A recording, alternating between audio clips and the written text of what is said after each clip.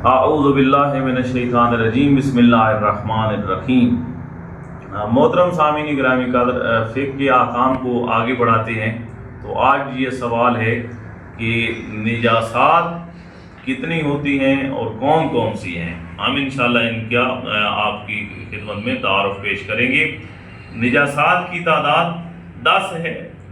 اس میں سے پہلی ہے پیشاب، دوسرا ہے پاخانہ، تیسرا ہے منی، مردار، خون، کتا، سور، شراب، کافر اور نجاست خور اونٹ کا پسینہ، اور احتیاط لازم کی بنا پر ہر نجاست خور حیوان کا پسینہ۔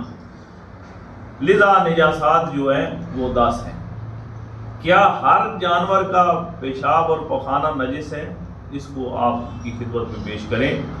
ہر انسان، خواہ بچہ ہو بڑا ہو، اور ہر وہ حیوان جس میں آنے والے وہ 2 اوصاف پائے جائیں، ان کا پیشاب اور پخانہ نجس ہے۔ کون سے؟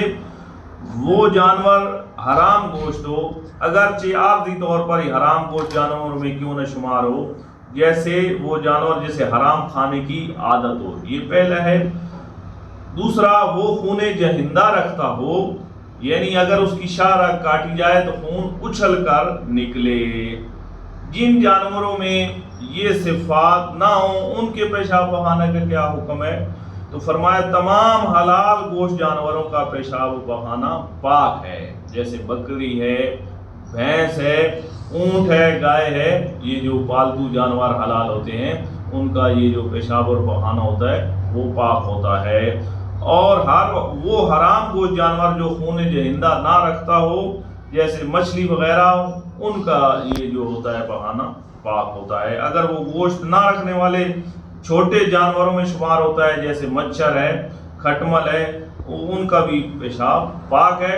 اگر وہ گوشت رکھنے والے جانوروں میں شمار ہوتا ہے تو احتیاط لازم کی بنا پر اس کے پیشاب سے پھر انسان کو اجتناب کرنا چاہیے۔